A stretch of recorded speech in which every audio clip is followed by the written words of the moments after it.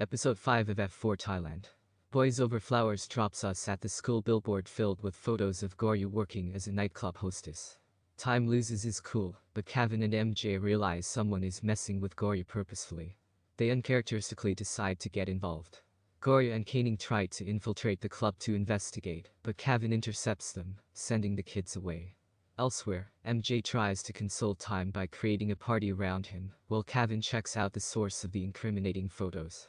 His questions immediately draw attention, with security giving a friendly warning, then a less friendly one. Kevin puts down a slew of bouncers and suggests the club manager provide information on who's framing his friend. Time continues to get drunk and more ornery at MJ's club.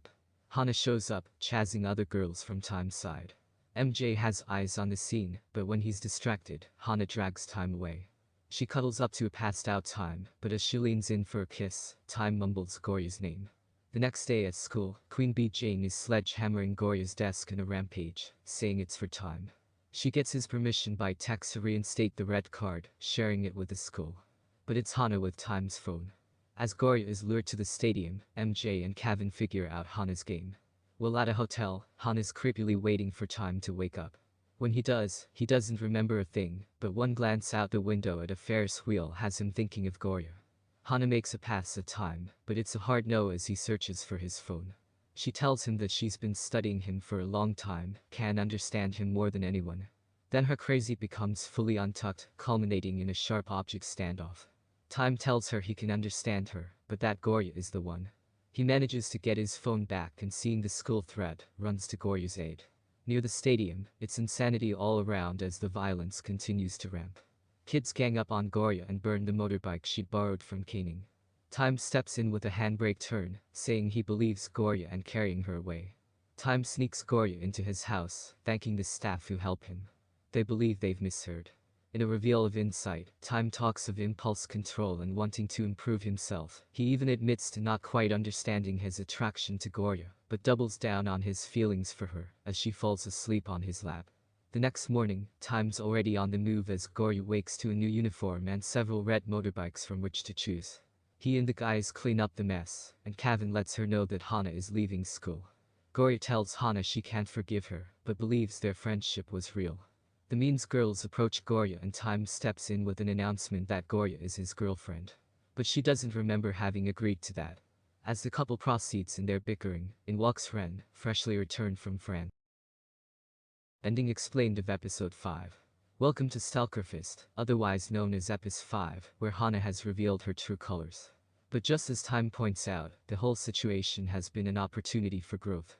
All of our key characters have gone beyond mere observation or being carried along by the wind. Each Goryu, Time, even MJ and Kevin are making decisions with intent.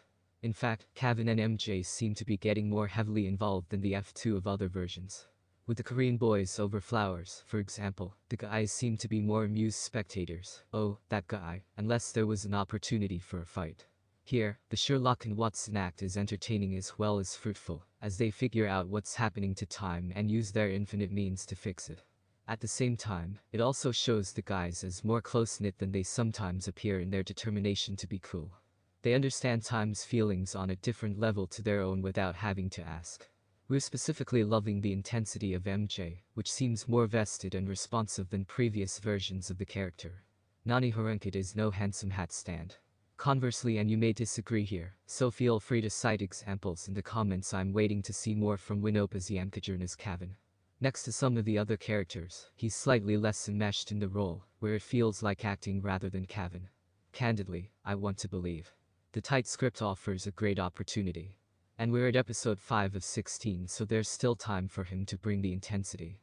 We're crossing our collective fingers. On the other end of the scale, Bright Chivalry is becoming more and more believable as a solid romantic lead, pulling us in. It's all in the eyes, isn't it? Additionally, as a character, Time is showing his growth and maturity, as he realizes his feelings beyond like don't like black-white. The fact that he can empathize with Hana is huge in a circumstance where he could simply be angry. An episode or two ago, he'd hardly be having a quiet conversation, would he? But as an actor, it feels sincere. Well done on bringing us along in the evolution, both in the writing and the acting. Who's ready for the next step?